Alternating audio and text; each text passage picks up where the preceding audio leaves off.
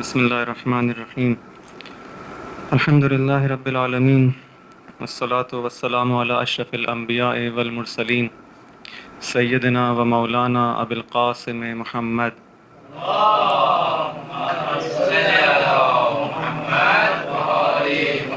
وعلی آل بیتہ الطیبین الطاہرین المعصومین المنتجبین سیما بقیت اللہ فی الارضین ارواحنا فداہ وعجل اللہ تعالی فرجہ الشریف.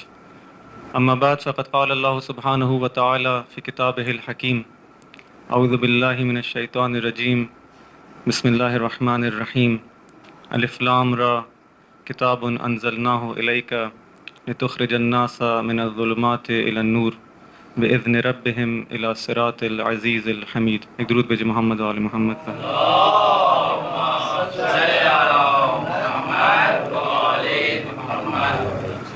عزیزان محترم، آج کی شب سے لے کر کل کی شب تک اور اس کے بعد تک یہ پورا عرصہ جو ہے ادھر حقیقت گریہ وزاری اور امام علیہ السلام پر اشک بہانے کا ہے. اس موقع کو انسان کوشش کرے زیادہ سے زیادہ محترم سمجھے، غنیمت سمجھے اور اپنے امام سے ان اشکوں کے ذریعے سے قرب اختیار کرے. یہ واقعاً اگر کوئی شخص یہ توفیق حاصل کر سکے کہ آج کی رات، کل کا دن، کل شام غریبہ اسی طرح سے اپنے امام مظلوم پر گریہ کر سکے تو واقعاً ایک سعادت کی اس کے لیے یہ بات اس کی باعث ہوگی. اس لیے آج کوشش ہوگی کہ کچھ زیادہ وقت جو ہے امام علیہ السلام کی مصیبت اور ان کے مصائب کے بیان پر ہو. فقط اپنے فرائض کو تکمیل کرنے کے لیے ایک فہرست وار آپ کی خدمت میں کچھ نکات پیش کروں گا تاکہ وہ بحث جو ہے وہ اس کا آغاز کیا گیا تھا اس کو تکمیل کیا جائے، اور پھر انشاءاللہ اگر خدا نے چاہا، خدا نے توفیق دی تو ہم اپنے امام علیہ السلام کی اس مصیبت میں کچھ اشک بہا سکیں. ہمارا موضوع دین امامت اور امامت دین کے حوالے سے جو تھا، اس میں تقریباً شروع میں امامت کے حوالے سے کچھ عرائض پیش کیے گئے، اور اس کے بعد جو ہے اس دین کو اگر معاشرے کے اندر حاکم ہونا ہے، اس کی حاکمیت ہونی ہے تو اس کے لیے ہمیں کیا کرنا ہے. اس سلسلے میں کچھ باتیں آپ کی خدمت میں پیش ہوئیں. آج اسی سلسلے کے اندر جو کچھ باتیں رہ گئی ہیں اپنی ذمہ داریوں کے حوالے سے کہ اب ہم کیا کر سکتے ہیں. کل جو ہے وہ اس بارے میں گفتگو ہوئی تھی کہ ہمیں جو اس راستے کے اندر جو رکاوٹیں ہیں ان کو پہلے پہچاننا ہوگا. اگر ہم ان رکاوٹوں کو نہ پہچانیں، اپنے دشمن کو نہ پہچانیں، تو کبھی بھی اس فریضے کو، اس ذمہ داری کو جو ہم پر عائد ہوتی ہے ولایت کے سلسلے میں، اپنے امام کے سلسلے میں، اپنے دین کے سلسلے میں، اس کو کبھی بھی ادا نہیں کر سکیں گے. کل اس بارے میں گفتگو ہوئی. اب جب ہم نے موانع کو اور رکاوٹوں کو، اپنے دشمن کو فرض کریں پہچان لیا تو اس کے بعد کا مرحلہ کیا ہے، ہمارا کردار کیا ہے، ہمارا وظیفہ اور ہماری ذمہ داری کیا ہے. عزیزان محترم، دیکھیں دین کے سلسلے میں، اپنی ذمہ داری کے سلسلے میں کلاً انسان اگر اس سفر کو طے کرنا چاہتا ہے، ظلمت سے نور کی طرف جانا چاہتا ہے، دو اہم مرحلے ہیں، دو اہم سٹیجز ہیں. ایک اس کی شناخت کا مرحلہ ہے، یعنی پہلے پہچانے، جب پہچان لے، حقیقت کو پہچان لے تو عمل کرے. دو اہم اس کے اندر اس کو خلاصہ کیا جا سکتا ہے، شناخت اور عمل، جسے ہم عقیدہ اور عمل بھی کہہ سکتے ہیں، علم اور عمل بھی کہہ سکتے ہیں، مختلف تعبیرات کی جا سکتی ہیں.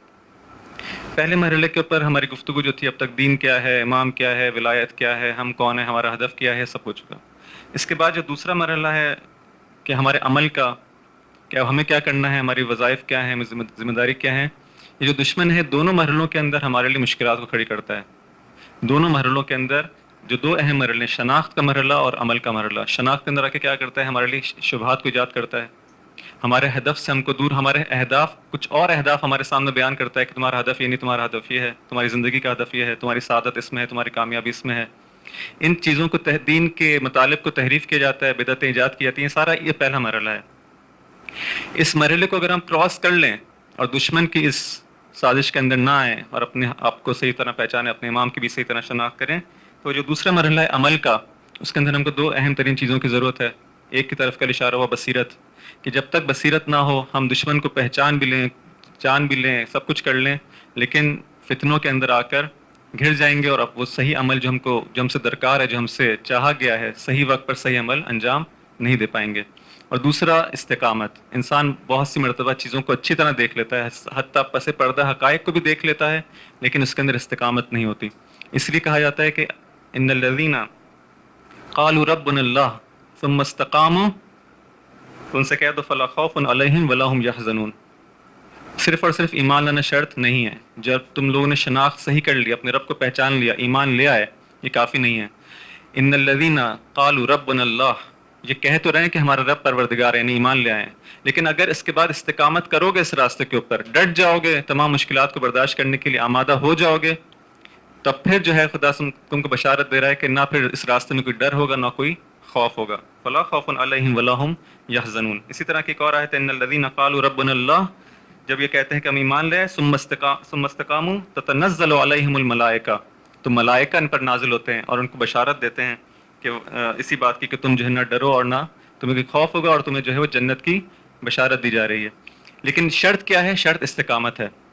خود یہ لفظ قرآن کا، خود یہ بات قرآن کا اس طرح سے ہم کو بتانا کہ جب تم خدا پر ایمان لے آؤ گے اور پھر جب استقامت کرو گے، خود یہ بتانا، یہ چیز ہمیں اس بات کی طرف متوجہ کر رہی ہے کہ دیکھو یاد رہے تمہیں یہ بات، فراموش نہ کرنا، کہ اس کا مطلب ہے حتماً مشکلات آنے والی ہیں، جس کے لیے پہلے سے تمہیں آمادہ کیا جا رہا ہے کہ جب جیسے ہی تم ایمان لے آؤ گے، اگلا مرحلہ استقامت کا ہوگا، اگلا مرحلہ مشکلات کا ہوگا، اس میں تمہیں ڈٹنا ہے، اس میں تمہیں جم کے جو ہے مقابلہ کرنا ہے، بس مقابلے کے لیے تیار رہنا۔ ایسا نہیں ہو سکتا کہ تم راستے پر جب قدم رکھو گے، حق کے راستے پر، کوئی مشکلات نہ آئیں، پہلے سے جو ہے خدا آمادہ کر رہا ہے۔ خوب، اب ہماری ذمہ داری کیا بنتی ہے؟ ایک فہرست وار جو ہے، کچھ جو چیزیں میرے ذہن میں آئی، آپ لوگوں کے ذہن میں شاید اس سے بہتر آ سکتی ہیں، اس چیز کو اپنے لیے جو کل بھی عرض ہوا کہ ان مسائل کو اپنے گفتگو کا محور بنائیں، ان پہ ڈسکشن ہونا چاہیے آپ آپس میں، بجائے اس کے کہ ہم فضول چیزوں میں جو ہے اپنا وقت ضائع کریں۔ ان مسائل کے اوپر انسان ڈسکس کرے کہ ہمارے مسائل کیا ہیں اور ان کا بہتر حل کیا ہو سکتا ہے۔ جو چیز میرے ذہن میں آئی، میں اس کی ایک فہرست وار جو آپ لوگوں کے سامنے پیش کر دیتا ہوں۔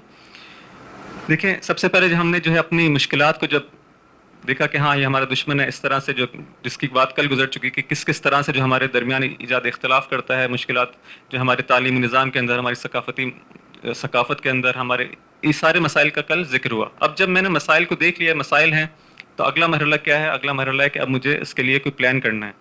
مجھے جو ہے جب میں مسائل جان چکا ہوں تو یہ نہیں کہہ سکتا کہ ہاں مسائل اپنی جگہ لیکن میں کچھ نہیں کر سکتا، نہیں، دوبارہ سے رجوع کریں اس گفتگو کی جانب کہ امام علیہ السلام کی سیرت پر تمسک کر کے ہی ہم یہ کہہ سکتے ہیں کہ ہم ان کے ماننے والے ہیں۔ اگر ہم ان کی ولایت کا دعویٰ کرتے ہیں تو ہم یہ نہیں کہہ سکتے کہ مشکلات کو میں جانتا ہوں لیکن میں کچھ کر نہیں سکتا۔ کیوں؟ اس لیے کہ آپ کا جو ولی ہے، جس کی ولایت کا آپ جو دعویٰ کرتے ہیں، اس نے اپنی زندگی میں ایسا نہیں کیا۔ اس کی پوری زندگی کیا تھی؟ مجاہدت اور جو ہے ایک پیکار اور ظالموں کے خلاف جو ہے وہ جنگ اور جہاد کے اوپر مشتمل تھی۔ بس ہم یہ حجت نہیں لا سکتے۔ یہ کربلا کا واقعہ ہمارے لیے سب سے بڑی حجت ہے۔ ہم یہ نہیں کہہ سکتے کہ ہم کچھ نہیں کر سکتے تھے۔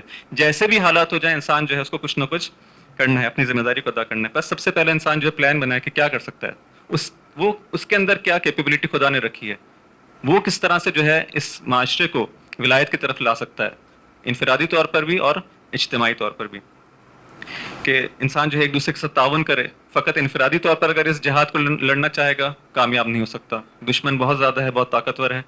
وتعاونوا علی البر والتقوی، ایک دوسرے کے ساتھ تعاون کرو، ایک دوسرے کے ساتھ جو ہے نیکیوں کے اوپر جو ہے تعاون کرو، اور برائیوں اور اسم و عدوان کے اندر ایک دوسرے سے تعاون نہ کرو۔ بس ایک دوسرے سے تعاون کرنا ضروری ہے۔ کیا کیا کیا جائے؟ ہماری اس لسٹ کے اندر کیا کیا چیزیں شامل ہونی چاہیے؟ اہم ترین چیز توجہ بخدا۔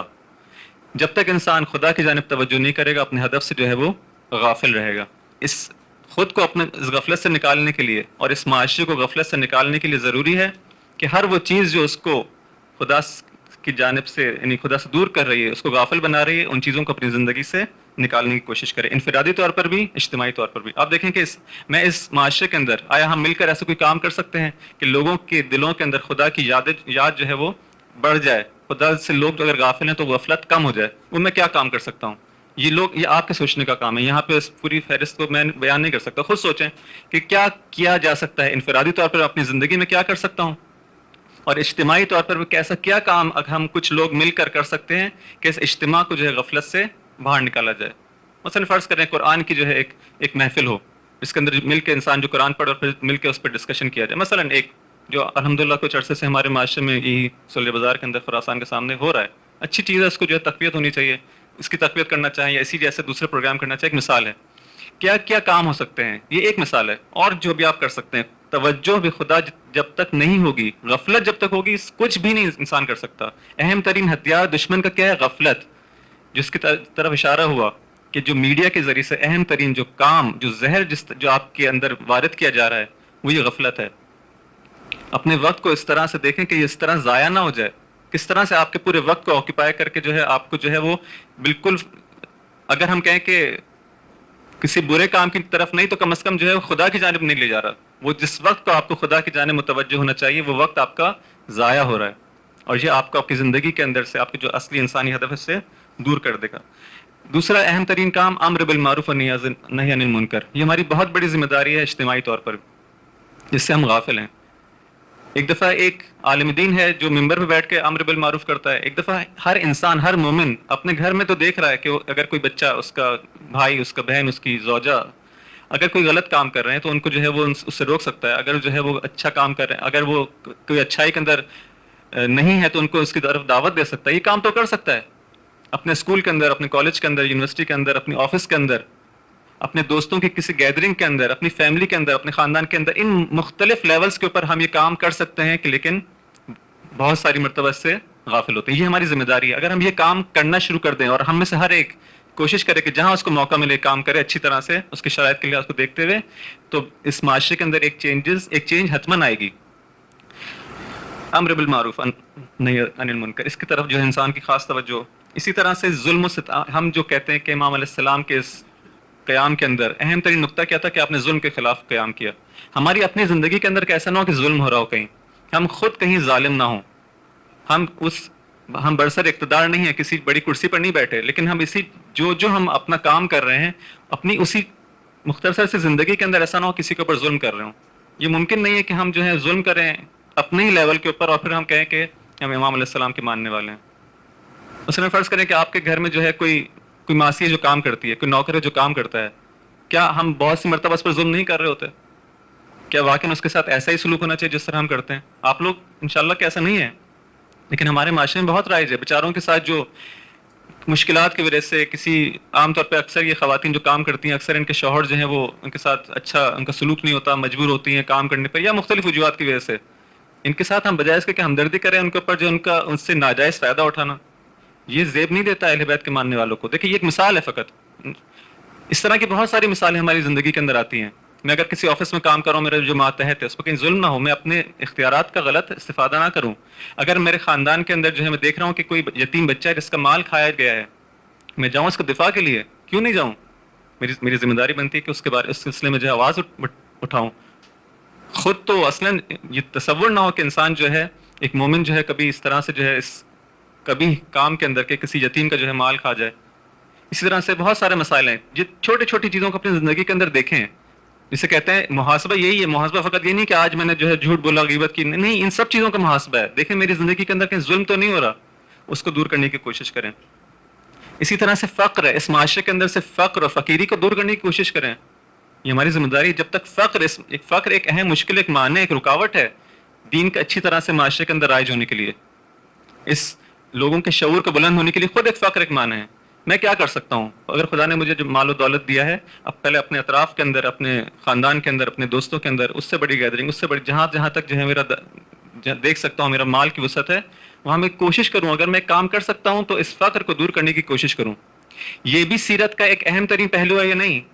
سیرت کا اہم ترین پہلو ہے نہیں. ہم جو کہتے ہیں کہ امام علیہ السلام راتوں کو جو ہے وہ تاریکی کے اندر جو ہے اپنے پشت کے اوپر جو ہے اتنی غذا لے کر, اتنی چیزیں لے کے جایا کرتے تھے, اور کوئی دیکھ نہیں پاتا تھا, یہ ہوتا تھا, وہ ہوتا تھا. یہ سب صرف واقعات جو ہیں فضائل کے تک اور سبحان اللہ اور واہ واہ کہنے کے لیے, یا نہیں میں کیا کر سکتا ہوں اس معاشرے کے اندر سے فقر کو دور کرنے کے لیے؟ اور یہ انسان نہ سوچے کہ اگر خدا نے اس کو مال دیا ہے تو اس کا سوال نہیں کیا جائے گا. قرآن کے اندر واضح ہے کہ تمہارے مال کے اندر سائل کے لیے اور محروم کے لیے حق کن معلوم, ایک حق کے معلوم ہے, وہ حقدار ہے اس کا. ہم دے کے احسان نہ جتائیں کہ ہم تم کو دے رہے ہیں, نہیں, تم اس کا حق ادا کر رہے ہو. ایک طرح سے جب وہ تم سے مال لے لیتا ہے تو تم ایک طرح سے بری ذمہ ہو گئے ہو, تمہیں اس کا شکریہ بھی ادا کرنا چاہیے. نہیں ہے کہ دیکھیں کتنا فرق ہے, ہم لوگ کس طرح سے سوچتے ہیں کہ ہاں بہت ہی جو ہے وہ حقارت کے ساتھ کسی کو دے بھی دیا تو جو ہے بہت احسان کیا. نہیں, تمہارے مال کے اندر سائل کے لیے اور محروم کے لیے حق کن معلوم, اس کا حق ہے، اس کو دو. یہ مال جو ہے اگر خون کی مانند ہے معاشرے کے اندر، اگر سرکولیٹ نہیں کرے گا تو جس طرح سے خون جو ہے کسی عضو کے اندر اگر رک جائے جا کے تو اس عضو کو بھی جو ہے خراب کر دیتا ہے، وہ عضو بھی مر جاتا ہے، اور یہاں تک کہ اگر زیادہ وقت گزر جائے تو اس میں سے جو زہر ہے وہ پورے بدن میں پھیل جاتا ہے، کہ پورا بدن جو ہے مر جاتا ہے. یہ معاشرہ بھی ایسا ہی ہے. اس مال کو سرکولیٹ ہونا چاہیے. اور یاد رکھیں اگر جو ہے یہ مال سرکولیٹ ہوگا، اگر آپ کسی کو دیں گے تو وہ اس کی جزا اور سب تو اپنی جگہ پر، خود یہ مال ختم نہیں ہوگا، خدا اور آپ کو دے گا. جب تک یہ بھری ہوئی رہے گی تجوریاں نہیں، جب خالی ہوں گے تو خدا، اور اس کی کوئی کمی نہیں خدا کے خزانے میں. کس سے ڈرتے ہیں؟ یعنی ہماری توحید کے اندر مشکل ہے. کیوں ڈر رہے ہو کہ ختم ہو جائے گا؟ جس خدا نے پہلی دفعہ دیا کیا وہ دوسری مرتبہ نہیں دے سکتا؟ اس سے بڑھ کر دے گا. کتنی روایت کے اندر ہم کو ملتا ہے کہ جب کوئی سوال کرنے والا آتا تھا امام علیہ السلام کی خدمت میں اور شکوہ کرتا تھا کہ میں فقیر ہوں، امام علیہ السلام معلوم ہے کیا جواب دیتے تھے؟ جا کے صدقہ دو. فقیر ہے، سوال کر رہا ہے کہ میں کیا کروں، اسے کہہ رہے ہیں امام صدقہ دو، دو گے تو اور آئے گا. ایک فقیر سے بھی کہا جا رہا ہے، فقیر بھی جو ہے جتنا اس کی حیثیت کے مطابق ہے رائے خدا میں خرچ کرے. اتنا زیادہ جو جہاں جہاں صلاۃ ہے وہاں زکوٰۃ، جہاں صلاۃ وہاں زکوٰۃ. یہ کون سی زکوٰۃ ہے؟ یہ فقط یہ وہ جو واجب زکوٰۃ جو جس کی شرائط عام طور پہ ہماری فقہ کے مطابق ہم پر پوری نہیں اترتی، وہ نہیں ہے. جو بار بار جو وہ جو زکوٰۃ واجب ہے اس کی فقط ایک آیت ہے قرآن کے اندر. یہ باقی پورے قرآن کے اندر جو صلاۃ کے ساتھ زکوٰۃ کا ذکر ہے وہ مستحب زکوٰۃ ہے، وہ صدقات ہیں. اس سے ہم فرار نہ کریں یہ شیعہ یہ کہہ کے کہ ہم پہ زکوٰۃ واجب نہیں ہے. ہر جگہ جہاں پہ نماز کا ذکر ہے، زکوٰۃ کا ذکر ہے، یہ مستحب زکوٰۃ ہے، صدقات ہیں. اس کی جانب سے انسان جو ہے وہ توجہ اپنی کم نہ کرے. اس کے بعد جو ہے وہ دینی سطح کو جو ہے کتنا میں کیا کوشش کر سکتا ہوں کہ معاشرے کے اندر جو دینی سطح ہے، دینی شعور جو ہے وہ بڑھ جائے. جس طرح سے امام علیہ السلام نے مگر کوشش نہیں کی. اہم ترین کام امام علیہ السلام کا کیا ہے اس معاشرے کے اندر؟ دینی سطح کو جو ہے، دینی شعور کو بلند کرنا. مجھے اگر ولایت کا اگر میں دعوے دار ہوں، مجھے کام کرنا ہے. کس طرح سے؟ جو میں خود کر سکتا ہوں خود کروں. اگر میں دیکھتا ہوں کہ معاشرے کے اندر اچھے علماء کی کمی ہے، اپنے بچوں کے اندر، اپنے جہاں جہاں میں دیکھ سکتا ہوں کہ ہاں کسی کے اندر میں شوق پیدا کر سکتا ہوں اس بات کا، کوئی ایسا بچہ ہے کہ جو واقعاً اگر اس کو جو ہے شوق دلایا جائے تو اس کے اندر استعداد ہے، کیپیبلٹی ہے، تو اس کو شوق دلایا جائے. کیوں نہ اس جانب جو ہے ہم کب تک بالآخر یہ دیکھیں ہمارے پاس کم نہیں ہے وہ آبادیاں اور کم نہیں ہے یہ خالی ہے، یہ میدان خالی ہے. اس طرح سے بہت ساری چیزوں کی ہم کو معاشرے کے اندر ضرورت ہے. اس کی سب سے زیادہ ضرورت ہے، حتماً سب سے زیادہ ضرورت ہے ہمارے پاس اچھے علماء اگر موجود ہوں تو ہمارے اس معاشرے کی دینی سطح بڑھ سکتی ہے. کیوں نہیں بڑھ سکتی؟ جس طرح ہمارا مختلف ممالک کے اندر دیکھتے ہیں، خیر بات تو لانی ہو جائے گی، کیوں پاکستان ان مشکلات کا شکار ہے؟ بھیجیں اچھے لوگوں کو اس فیلڈ کے اندر. اور اسی طرح سے باقی جو فیلڈز ہمارے معاشرے کے اندر ہم دیکھتے ہیں خالی ہیں، تو وہاں پہ بھی صرف اور صرف جو ہے اکاؤنٹنسی اور MBA اور یہ نہیں ہے صرف اور صرف دنیا. اور صرف اپنے بچوں کو ان فیلڈز کی جانب رغبت نہ دلائیں کہ جس کے اندر اس کا ہدف جو ہے وہ پیسہ ہو، کہ اس کے اندر زیادہ پیسہ ہے، کمپیوٹر سائنس ہے، یہ ہے وہ ہے. صرف اور صرف دنیا کو ہم نے کیوں پیسے کے اوپر جو ہے وہ کر رکھا ہے؟ ہم سے بالآخر یہ بھی ذمہ داری ہے نہیں، اس کو بھی ادا کرنا ہے. جہاں جہاں دیکھ رہے ہیں معاشرے کے اندر ضرورت ہے وہاں اس کو پورا کرنے کی کوشش کریں. رزق کا خدا جو ہے وہ ذمہ دار ہے. اگر آپ خدا کے راستے میں قدم بڑھائیں گے صرف یہ سوچتے ہوئے کہ میں اس لیے اس کام کو کر رہا ہوں کہ ذمہ داری ہے، تو کیا خدا آپ کو جو ہے ایسے تنہا چھوڑ دے گا؟ کوئی آپ کو جو ہے پرسان حال نہیں ہوگا؟ نہیں، خدا پہ بھروسہ، خدا پہ توکل وہ کب کام آئے گا؟ اسی طرح سے جو ہے وہ اہم ترین ایک مسئلہ جس کو بار بار اشارہ کیا، اتحاد. مسلمانوں کے فرقوں کے درمیان، شیعوں کے آپس کے درمیان، مسلمانوں کے آپس میں اتحاد، اس فضا کو برقرار کرنے کی کوشش کی جائے. میں اپنے دوستوں میں جب بیٹھوں، جو میں کر سکتا ہوں ان لوگوں کو نزدیک لانے کی کوشش کروں. اگر کوئی بدگمانیاں ہیں، غلط فہمیاں، اس کو دور کرنے کی کوشش کروں. اس سے دشمن کتنی اچھی طرح سے استفادہ کر رہا ہے اور ہم کتنی بری طرح سے اس مسئلے کے اندر جو ہے وہ پھنسے ہوئے ہیں. ان مسائل کو کب ہم اچھی طرح سے کر سکتے ہیں؟ جب ہم خود جو شناخت رکھیں گے، دشمن کی سازش کو سمجھیں گے. نہیں سمجھیں گے تو ہم لوگ بھی خود اسی آتش کے اندر اور اسی آگ کے اندر جو ہے ہماری نسلیں نکل جائیں گی اور جس سے بدتر حالات ہوں گے، لیکن اس سے باہر نہیں نکل پائیں گے. جو سمجھدار لوگ ہیں اس پہ کنٹرول کرنے کی کوشش کریں، اپنے تعلقات اچھے بنائیں. نہ فقط یہ کہ جو ہے کوئی ظاہر سازی ہو، نہ ہم کسی کو دھوکہ اور منافقت کی وجہ سے نہیں کہہ رہے کہ ان سے اتحاد کرنا چاہیے. ہمارا دینی فریضہ ہے. دین ہم سے کہتا ہے کہ تم لوگ آپس میں تمہارا جو ہے وہ اتحاد ہونا چاہیے. دین کی خاطر، خدا کی خاطر کام کرنا ہے. کوئی سیاست نہیں، کوئی ہم جسے کہتے ہیں کہ ٹیکٹک نہیں ہے، یہ نہیں، کوئی ٹیکٹک ویکٹک کچھ نہیں. دین ہم سے مطالبہ کرتا ہے اس بات کا. خوب، یہاں تک یہ گفتگو ختم ہوتی ہے. اس کے بعد جو ہے خواہش ہے کہ زیارت عاشورہ کے کچھ جملات، اور اس کو دیکھیں کہ کس طرح سے جو ہے ہماری زندگی سے جو ہے ہم اس سے زیارت عاشورہ ہم پڑھتے ہیں. کل عاشور کا دن ہے، کوشش کریں کہ اگر انسان جو ہے بہت زیادہ تاکید کی گئی ہے کہ اگر کوئی شخص عمل کرنا چاہتا ہے، زیارت عاشور کو اپنی زندگی میں لانا چاہتا ہے تو عاشور کے دن سے اس کو سٹارٹ کیا جائے. کل عاشور کا دن ہے، امام علیہ السلام کی خدمت میں خالصانہ طور پر جو ہے وہ یہ زیارت کو انشاءاللہ جو ہے وہ بجا لائیں، اور اس کے بعد ہو سکے انشاءاللہ کوشش کریں کہ روزانہ جو ہے یہ زیارت ہماری زندگی کا حصہ بن جائے. لیکن فقط جو ہے وہ دوبارہ وہی ہے، صرف اور صرف زبان کا جو ہے وہ ہلانا نہ ہو. نہیں، دیکھیں کہ کیا اس کے اندر کتنے اہم پیغام ہیں. 4-5 اہم چیزیں ہیں جو میں بیان کرتا ہوں فہرست وار. اس کے اندر شروع کے چند جملات کے اندر ارشاد ہوتا ہے برئت الی اللہ و الیکم منہم، میں خدا آپ کے دشمنوں سے جو ہے وہ پناہ مانگتا ہوں، بیزاری کا اختیار کرتا ہوں. یہ جو بیزاری کا اعلان ہے دشمنوں سے، یہ وہی ہے جس کو جو ہے وہ چند بار جو ہے اس مجالس کے اندر بیان کیا گیا. دشمن کو پہچانیں، دشمن سے برات کا اظہار کریں.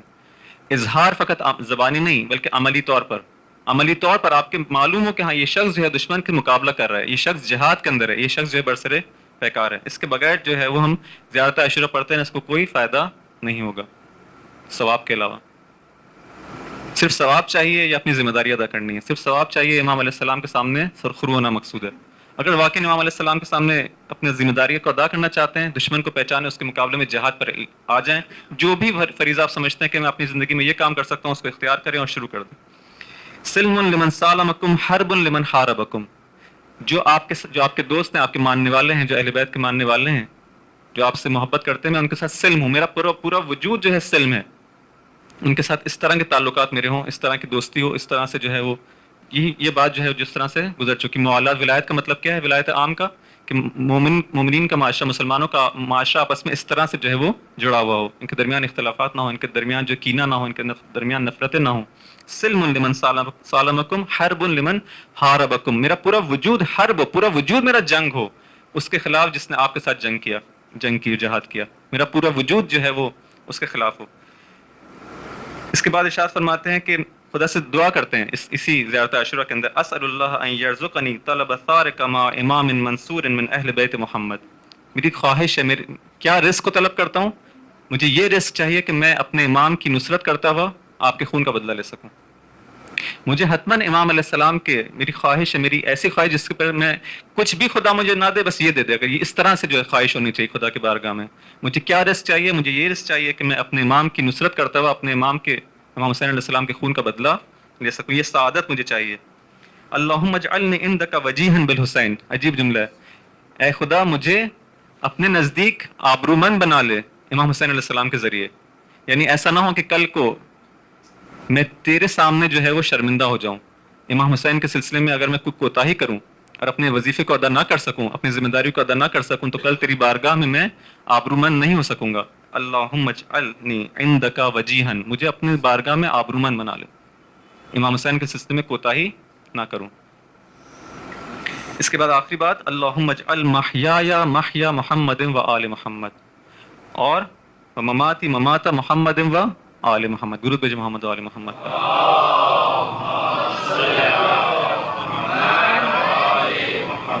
یعنی کیا؟ یعنی میری پوری زندگی جو ہے کیسی زندگی ہو؟ جیسی زندگی محمد و آل محمد کی زندگی تھی. میری موت کیسی ہو؟ جیسی موت ان کی موت تھی، جو شہادت کی موت ہے. آج کی رات کو دیکھیں، آج کی جو یہ راتیں ہیں اس کے اندر دعائیں اپنی زندگی کے لیے، اپنی کہ جو ہے مجھے یہ مادی دعائیں، ان سے انسان کو جو ہے وہ پرہیز کرنا چاہیے. مثلا کیسے ہو سکتا ہے کہ آج کی رات انسان اپنی دنیا کے لیے کچھ چاہے؟ نہیں، آج کی رات پوری توجہ ہماری، اگر کوئی دعا مانگنی ہے تو امام کے ظہور کے انسان دعا مانگے. یہ دعا مانگے کہ بس میں کسی طرح امام کا ساتھ دے سکوں اور اس خون کا بدلہ لے سکوں. اگر میں واقعاً جو ہوں غمگین ہوں، میرے دل کے اندر اگر افسوس ہے، اس دعا کو مانگے. اگر کوئی خاتون دعا مانگتی ہے اپنے شوہر کے لیے، اس کی شہادت کی دعا مانگے. اگر ماں اپنے بیٹے کے لیے دعا مانگتی ہے، اس کی شہادت کی دعا مانگے، نہ کہ ان کی زندگیوں کے لیے. ہمیں ان زندگیوں کو کیا کرنا ہے جو امام کی خدمت میں نہ ہو سکے؟ اس شہادت کو طلب کریں آج کی رات کو. جب امام علیہ السلام کے غم میں ہمارے آنسو ٹپک رہے ہوں، اس وقت قبولیت کی وقت ہے، اس دعا کی قبولیت کے وقت. اس کو ہاتھ سے نہ جانے دیں. اس سعادت سے انسان محروم نہ رہ جائے، اس شہادت سے انسان محروم نہ رہ جائے. اس کو طلب کریں خدا کی بارگاہ میں. عزیزان محترم، بس ان نہیں معلوم کس طرح سے امام علیہ السلام کے آج شب عاشور امام علیہ السلام کے مصائب بیان کرنے کی رات ہے، نہیں معلوم کس طرح سے جو ہے وہ ان مصائب کو بیان کیا جائے. میں میرے پاس جملات نہیں ہے کہ اس لیے میں اس کتاب بحر الانوار کو آپ کی خدمت میں لے کر آیا ہوں. کوشش ہے کہ اگر اس کو ہم مل کر جو ہے وہ چند جملات جو ہیں اس میں، کیونکہ واقعاً میں جب دیکھ رہا تھا روایات عجیب روایات ہیں، بہت سی روایات ہیں جو ممبر پہ بیان نہیں ہوتی اور واقعاً بیان نہیں کی جا سکتی. ہم لوگ واقعاً یعنی اگر آپ میں ہمت ہے تو خود جائیں، خود مطالعہ کریں، دیکھیں کہ بہت ساری چیزیں جو بیان نہیں ہوتی ممبر سے، واقعاً مشکل ہے ان کو بیان کرنا. کس طرح سے امام علیہ السلام کی شہادت ہوئی ہے، اس وقت کو جو ہے انسان اپنے ذہن کے اندر لے کر آئے، اس وقت کو ذہن میں لے کر آئے، بہت مشکل ہے اس کو تصور کرنا. آج کی رات گریے کی رات ہے، کل کا دن گریے کا دن، کل شام غریبہ گریے کی، بس پورا دن اگر ہم اس گریے میں گزار دیں، حق ادا نہیں کر سکتے، حق ادا نہیں کر سکتے. امام علیہ السلام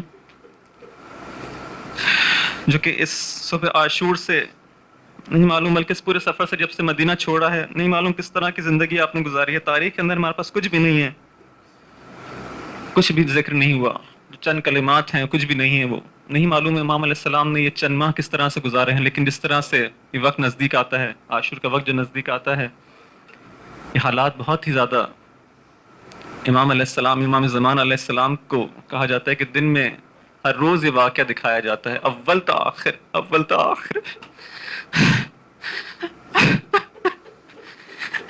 روزانہ امام علیہ السلام اس واقعے کو از اول تا آخر دیکھ رہا ہے. نہیں معلوم کتنا صبر ہے امام علیہ السلام کا. کس کا منتظر ہے؟ ہمارا منتظر ہے. عیشیوں کب آمادہ ہوگے؟ عیشیوں کب آمادہ ہوگے؟ میں منتظر ہوں تم لوگوں کا، جلد آمادہ ہو جاؤ. یہ صبر ہے امام علیہ السلام کا. ہم اس واقعے کو جب سنتے ہیں تو برداشت نہیں کر پاتے. اذان محترم، بس شب عاشور بھی گزری. جب صبح عاشور آئی، امام علیہ السلام کے اصحاب ایک ایک کر کے جنگ پہ جاتے رہے، یہاں تک کہ وہ وقت آتا ہے کہ امام علیہ السلام کا اب کوئی باقی نہ رہا. اہل بیت میں سے، صحاب میں سے حل من ناصر ینصرنی کی صدا بلند کی. آپ کے سامنے وہ واقعات ہیں. یہاں پر نقل ہے، اس طرح سے بحر انوار میں نقل ہوتا ہے. میں اس کی آپ کے سامنے فقط پڑھ دیتا ہوں. واقعی ان الفاظ کو جو ہے وہ میں صحیح طرح شاید بیان نہ کر پاؤں، اس لیے مجبور ان کو پڑھنے پہ. فرماتے ہیں کہ جب امام حسین علیہ السلام نے اپنے 72 ساتھیوں کو خاک و خون میں گلتا دیکھا، ایک آہ کھینچی اور در خیمہ پر وداع اہل بیت کے لیے آ گئے. بصدائے بلند پکارے، یا سکینہ، یا فاطمہ، یا زینب، یا ام کلثوم، علیکن منی سلام. میرا آخری سلام قبول کرو. نہیں معلوم جب آخری سلام کے لیے آئے ہوں گے کس طرح سے اہل بیت نے آپ کو اجازت دی ہوگی. اے زینب ام کلثوم، آخری سلام ہوں. یہ سنتے ہی اہل حرم نے حضرت کو گھیر لیا. حضرت سکینہ نے مایوس ہو کر کہا، اے بابا، آپ نے بھی مرنے کا قصد کر لیا ہے، ہم کو کس طرح چھوڑے جاتے. فرمایا، اے میری نور، اے میری چشم کا نور، جس کا کوئی ناصر و مددگار نہ ہو، کیوں کر اپنا مننا اختیار نہ کرے. اے سکینہ. سکینہ کہتی ہیں، آپ آمادہ شہادت ہیں تو ہمیں روضہ رسول تک پہنچا دے. فرمایا، اے میری نور، فرمایا، اے میری آنکھوں کی ٹھنڈک، افسوس سے نہیں ہو سکتا. اس وقت اہل بیت علیہ السلام میں ایک کوہرام برپا ہوا. حضرت نے ایک ایک کو گلے لگا کر تسلی دی، یہاں تک کہ جب یہ وقت آیا کہ آپ نے کہا کہ میں اپنے اس چھوٹے سے بچے سے وداع کرنا چاہتا ہوں. اس چھوٹے بچے علی اصغر کو لایا گیا، آپ نے اپنی گود میں رکھا، یہاں تک کہ ایک تیر کا چلنا تھا. وہ تیر آیا، آپ کے ہاتھ پر وہ بچہ شہید ہو گیا. نہیں معلوم کس طرح سے اس بچے کا خون اپنے ہاتھوں میں لے کر اس کو آسمان پر پھینکا. تاریخ میں لکھا ہے کہ امام علیہ السلام سکینہ اور رباب سے بہت محبت کیا کرتے تھے. کہتے تھے، لَأَمْرُكَ إِنِّي لَأُحِبُّ دَارًا تَكُونُ بِهَا السَّكِينَةُ وَالرَّبَابُ أُحِبُّهُمَا وَأَبْذُلُ جُلَّ مَالِي وَلَيْسَ لِعَاتِبٍ عِندِي عِتَابٌ. قسم تیری جان کی کہ میں بہت پسند کرتا ہوں سکینہ کو اور رباب کو، بہت محبت کرتا ہوں اس گھر کو جس میں سکینہ اور رباب ہے. میں فدا کرتا ہوں اپنا تمام مال اس گھر کے اوپر اور ان پر کہ جس میں سکینہ اور رباب ہے. عزیزان محترم، بس یہ وقت گزرتا گیا، امام علیہ السلام نے وداع کی. اب دشمن کی جانب آتے ہیں، دشمن کو اس طرح سے اپنا تعارف کراتے ہیں کہتے ہیں کہ فَأَبِي شَمْسٌ وَأُمِّي قَمَرٌ، جان تو میرا باپ کون ہے؟ فَأَبِي شَمْسٌ، میرا باپ آفتاب ہے، وَأُمِّي قَمَرٌ، میری ماں وہ چاند ہے، فَأَنَا الْكَوْكَبُ وَابْنُ قَمَرَيْنِ، میں وہ ستارہ ہوں جو ان چاند و ستارے کا بیٹا ہے۔ اس کے بعد آئے ارشاد فرماتے ہیں آگے بڑھ کر، بہت ساری چیزیں ہیں کہ جس کو میں چھوڑے جا رہا ہوں، آپ لوگ خود اس کا مطالعہ فرمائیں۔ امام علیہ السلام آگے بڑھ کر کہتے ہیں کہ لوگوں، الموت اولی من رکوب العاری، ذلت کی زندگی سے موت بہتر ہے۔ اس کے بعد حملہ کیا، میمنے پر حملہ کیا، میسرے پر حملہ کیا، کہتے جاتے تھے انا الحسین ابن علی علیت ان لا انثنی احمی عیالات ابی امضی علی دین النبی، میں جانتا ہوں میں کون، میں حسین ابن علی ہوں، قسم بے خدا میں تمہارے آگے سے ہرگز نہ ہٹوں گا، حمایت کروں گا اپنے پدر کی، اپنے عیال کی، اور ثابت رہوں گا اس دین خدا کے اوپر۔ اس کے بعد امام علیہ السلام مکتب میں لکھا ہے کہ کسی نے امام حسین سے زیادہ کسی کو شجاع اور دلیر نہ پایا، کہ باوجود ایسے صدمات عظیمہ اور قتل ہونے کے باوفا انصار و اصحاب کے اور اولاد کی قربانیوں کے باوجود اس قدر مطمئن تھے کہ جب ان اشقیاء پر یک و تنہا حملہ کرتے تھے تو وہ نامرد اس طرح بھاگتے تھے جیسے شیر سے بکریاں بھاگتی ہوں۔ ہر حملے کے بعد امام علیہ السلام توقف کرتے تھے اور فرماتے تھے لا حول ولا قوت الا باللہ العلی العظیم، لا حول ولا قوت الا باللہ۔ اس کے بعد مقتل میں لکھا ہے کہ جب یہ لوگ امام علیہ السلام کا مقابلہ نہ کر سکے تو بن عمر سعد نے صدا دی اور کہا کہ تمہیں جانتے نہیں یہ فرزند ہے قتال عرب کا، تم اس سے اس طرح مقابلہ نہ کر سکو گے، لہٰذا ہر طرف سے ان کو گھیر لو اور حملہ کرو۔ اس وقت 4000 کمانداروں نے حضرت کو گھیر کر تیروں کو برسانا شروع کیا، جس سے اشکیا نے حضرت اور خیمے کے درمیان جو حائل ہو گئے۔ جب اشکیا آپ اور خیمے کے درمیان حائل ہو گئے تو یہاں پر امام علیہ السلام سے برداشت نہ ہوا، کہا اے پیروان آل ابی سفیان، اگر تم دین سے بے بہرا ہو، روز جزا سے بے خوف ہو تو تمہاری غیرت کو کیا ہو گیا؟ یہاں پہ شمر نے کہا کہ اے فرزند فاطمہ کیا کہتے ہو؟ کہا کہ تم مجھ سے جنگ کرنا چاہتے ہو، تمہارا اہل حرم سے کیا تعلق ہے؟ یہاں پہ شمر نے دوبارہ منع کیا اور لوگ آپ سے جنگ پر آئے۔ جب یہاں پر اتنا امام علیہ السلام جو ہے جنگ کرتے کرتے تھک گئے، یہاں تک کہ اب پیاس کی شدت نے غلبہ کیا، امام نے چاہا کہ ایک دفعہ جائیں اور فرات پر جا کے کچھ پانی نوش کریں۔ فرات کے اوپر 4000 افراد کا پہرا ہے۔ امام علیہ السلام نے اس لشکر کو چیرتے ہوئے فرات کے پر پہنچے، لیکن جب فرات کے پر پہنچے تو ابن شہر و آشوب کہتے ہیں حضرت امام حسین علیہ السلام نے اس پر حملہ کیا۔ اس 4000 کے لشکر کے ساتھ فرات پر جو لوگ معمور تھے، امام علیہ السلام نے ان کی صفوں کو پراکندہ کیا، گھوڑے کو پانی میں ڈال دیا، گھوڑے سے خطاب کر کے فرمایا میں پیاسا ہوں، تو بھی پیاسا ہے، بے خدا میں پانی نہ پیوں گا جب تک کہ تو پانی نہ پی لے۔ یہ سن کر آپ کے اسب وفادار نے منہ اپنا پانی سے اٹھا لیا، کہا کہ جب تک آپ پانی نہیں پیئیں گے میں بھی پانی نہ پیوں گا۔ حضرت نے آپ کی اس بات کو سمجھ گئے کہ جب تک میں پانی نہ پیوں گا یہ گھوڑا بھی پانی نہ پیے گا، اس لیے ایک چلو میں پانی لیا اور چاہتے تھے کہ پانی پی لیں تاکہ گھوڑا بھی پانی پی لے، لیکن یہاں پر کسی نے صدا دی اے حسین آپ پانی پیتے ہیں اور آپ کے خیموں کی طرف حملہ ہو چکا۔ امام علیہ السلام نے جب یہ سنا کہ فوج نے حملہ کر دیا خیموں کی جانب، پانی کو وہی پیا، یہ میرا امام پیاسا ہی رہ گیا۔ خیموں کی طرف جب گیا تو دیکھا کہ فقط کسی نے جو ہے جھوٹ بولا تھا اور خیموں کی طرف حملہ نہیں ہوا تھا، لیکن یہ وہ وقت تھا کہ امام علیہ السلام کو ایک اور موقع ملا، اس لیے موقع ملا کہ دوبارہ اپنے گھر والوں سے وداع کر سکے۔ دوبارہ وداع کیا، سب کو تسلی دی، صبر کی تلقین کی، اے زینب ام کلثوم، اے رباب سکینہ، دیکھو وقت، دیکھو آگے مشکلات کی گھڑیاں ہیں لیکن دیکھو صبر کرنا، دیکھو شکوہ نہ کرنا، دیکھو خدا تمہارا حامی و ناصر رہے۔ اس کے بعد اپنے لیے ایک پرانے کپڑے مانگے، کہا مجھے کوئی پرانا لباس لا دو، مجھے خوف ہے کہ یہ اشکیا میرے لباس کو بھی چھین لیں گے، اگر میرے تن پر ایک پرانا لباس ہوگا تو شاید میرا لباس باقی رہ جائے۔ اس پرانے لباس کو زیب تن کیا، نہ فقط اس پرانے لباس کو زیب تن کیا بلکہ اس کو خود اپنے ہاتھوں سے کئی جگہ پھاڑ دیا کہ کہیں ایسا نہ ہو کہ اس پرانے لباس کو بھی اتار لیا جائے، لیکن یہ لشکر اشکیا نے اس پرانے لباس کو بھی آپ کے جسم کے اوپر نہ رہنے دیا۔ عزیزان محترم یہ وقت گزرا، اس کے بعد دوبارہ جنگ پر آئے، دوبارہ سے جنگ شروع کی، یہاں تک کہ ایک ملعون نے آپ کی پیشانی اقدس پر ایک پتھر مارا۔ جب یہ پتھر آپ کی پیشانی کے اوپر پڑا، آپ کی جبین مبارک مجروح ہو گئی۔ اس وقت آپ نے چاہا کہ اپنے ابا کے دامن سے خون کو پوچھ لے، ناگا جب آپ نے اپنے پیراہن کو اوپر کیا، اپنی قمیص کو اوپر کیا کہ اپنے چہرے سے اس خون کو پوچھ لے، تو ایک لعین نے ایک ایسا تیر سے شعبہ جو کہ زہر آلو تھا آپ کے سینے پر لگایا۔ وہ تیر آپ کے قلب مبارک پر لگا. حضرت نے فرمایا بسم اللہ و باللہ وعلی ملت رسول اللہ. یہاں تک امام خدا کو مخاطب کر کے کیا, کہا خدا بندہ تو جانتا ہے کہ یہ قوم جفاکار یہ اس شخص کو قتل کرنے آئی ہے کہ جس سے بہتر اس روئے زمین پر کوئی انسان نہیں ہے, جو فرزند رسول ہے. پھر امام علیہ السلام نے جانتے ہیں پھر کیا کیا, وہ جو تیر آپ کے سینے پر لگا تھا اس کو اپنے پشت سے نکالا, اپنے پشت سے اس تیر کو نکالا. جب تیر کو نکالا تو ایک خون کا فوارہ تو جو بہا.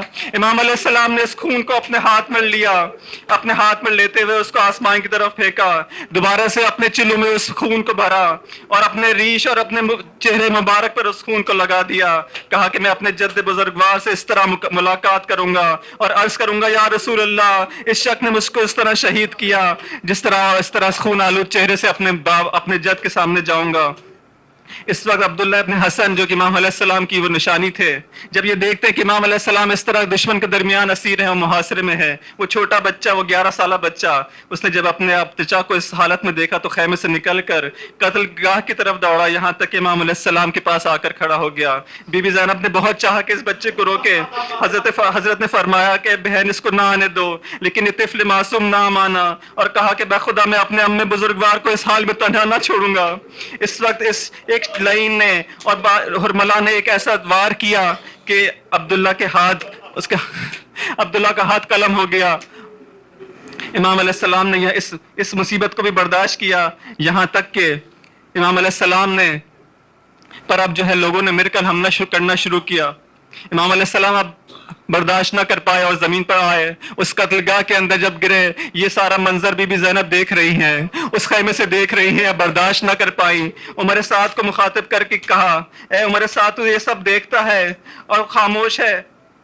عمر سعد کو مخاطب کر کے کہا لیکن اتنی دیر میں ایک لئی ہے, ایک شبر کو تاریخ نے دیکھا کہ جو امام علیہ السلام کے سینے کے اوپر موجود ہے, امام علیہ السلام کے سینے پر موجود ہے, آپ کی ریش مبارک کو پکڑے ہوئے, آپ کی ریش مبارک کو پکڑے ہوئے. اور جس طرح سے کسی جانور کو ذبح کیا جاتا ہے, کسی گوسفند کو ذبح کیا جاتا ہے, اس نے امام علیہ السلام کو اس طرح سے ذبح کیا. یہاں تک کہ کربلا کی زرزمین پر ایک کوہرام بپا ہوا, آندھیاں چلنا شروع ہوئی. یہ ذوالجناح واپس خیموں کی جانب آیا, اپنے آپ کو امام علیہ السلام کے خون سے رنگین کیا. امام علیہ السلام کے خون سے رنگین کرنے کے بعد جب ذوالجناح یہ باوفا گھوڑا جب واپس آیا, جب ذوالجناح کو دیکھا, بی بی نے دیکھا یہ اسب باوفا تنہا آیا ہے, اس کی زین پر اب وہ سوار موجود نہیں ہے. یہاں پر سکینہ نے اس گھوڑے سے ذوالجناح سے خطاب کر کے کہا اے ذوالجناح مجھے بس اتنا بتا دے, میرے بابا جب شہید ہوا تو پیاسا شہید ہوا یا اس کو پانی کا ایک قطرہ مل گیا؟